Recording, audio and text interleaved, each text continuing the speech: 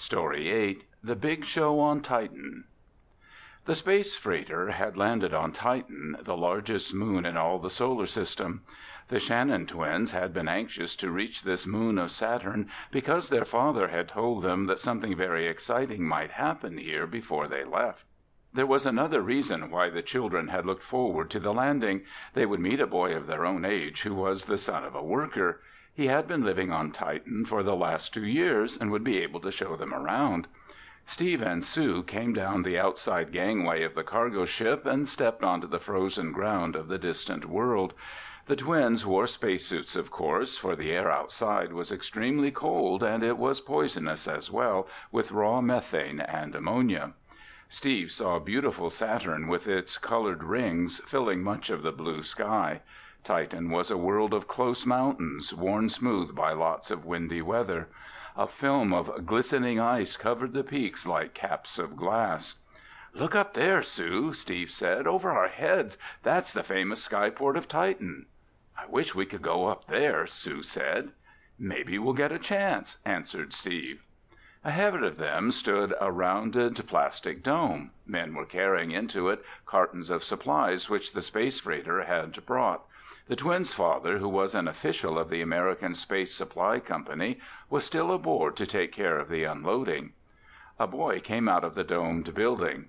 "Are you the Shannons?" he asked over his space radio. "Yes, we are," Steve replied. "I'm Bobby King." Sue and Steve said they were glad to meet him. He asked if they would like to go up and see the skyport. Both the young Shannons answered a quick "sure" together.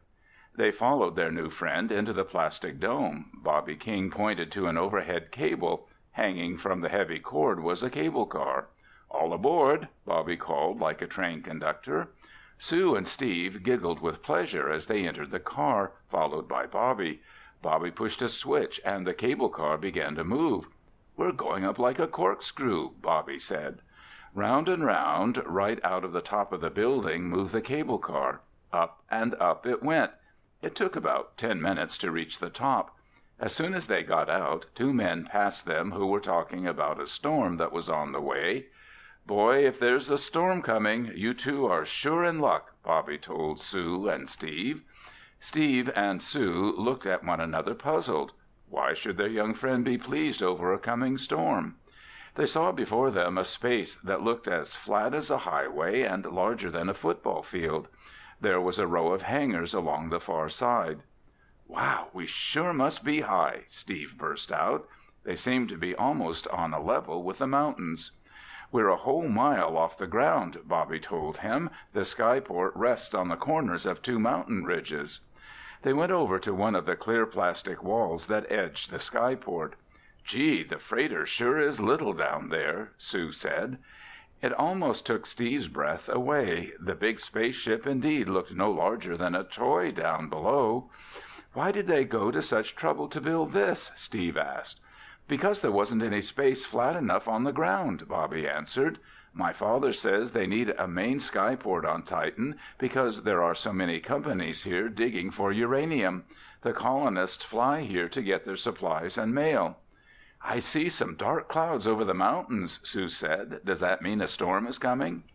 Bobby's helmet nodded. "It sure does. You two are the luckiest ones. You got here right at the start of the storm season." Steve and Sue were still puzzled as to why Bobby wanted it to storm. Bobby showed his guests a faint star burning through the blue atmosphere. "That's Earth," he told them, "750 million miles away. My father thinks we can go back for a visit in a few weeks. I'll be glad." "Where do you live here, Bobby?" Sue asked. "My father and I stay in an apartment a little way from here," Bobby answered. "How about school?" Steve wanted to know. "Do they have one on Titan?" Bobby shook his head. "My father teaches me. He's out with some prospectors today." Bobby showed them Titan's other 9 sister moons, which looked like glowing fireballs. Steve saw that most of the daylight came from Saturn because the sun was so far away. It wasn't nearly as bright here as it was on Earth. "I wish we could run over to Saturn for a visit," Sue said jokingly. "Oh, you don't really, Sue," Bobby told her. "You couldn't stand up in its heavy gravity. Saturn's almost as big as Jupiter, you know." "What are Saturn's rings made of?" Steve asked.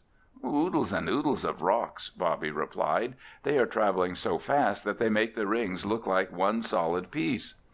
Wind was beginning to howl around them, and this seemed to make Bobby very excited.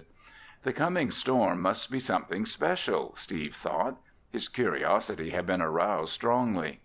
The clouds gathered darker and more thickly behind the mountains. The wind was driving harder. "Hadn't we better go inside?" Sue asked worriedly. "Shucks, no," Bobby said. "It won't be any fun unless we're right out in it. There won't be any rain. It's too cold on Titan for rain." Suddenly the three heard a loud siren wail. "That means a jet plane is coming in," Bobby said. "All planes have to land when word of a storm gets round." The plane's wheels touched down and the ship rolled along until a hook on it caught a line that stretched across the runway. The line brought the plane to a sharp halt. The jet's wings were folded down and the ship was pushed off to a hangar. 2 more ships landed afterward. Then a blinding flash lighted up the sky. It made Steve and Sue blink and jump in fright. "Look!" Bobby exclaimed. "The storm has begun." Other men had come out to see what was going to happen, and they lined up along the edges of the skyport with the children. Bobby pointed to a sparkling balloon of light that burst into a blossom of sparks over the mountains. A moment later, a red dagger flash skipped across the peaks. During all this, there were loud crashes and rumblings. Steve was scared and thrilled at the same time. "It's just like fireworks!" Sue called out. Now Steve could understand why Bobby had looked forward to the storm. He guessed, too, that this was the exciting surprise their father had said might happen while they were there. An orange pinwheel, like a 4th of July sparkler, rose from a mountain top and looped upward. It grew bigger and bigger and fainter at the same time. It was really a beauty. "What causes the fireworks?" Steve asked above the noise. "Partly strong wind," Bobby said loudly, "and partly Titan's gases exploding against the mountain tops."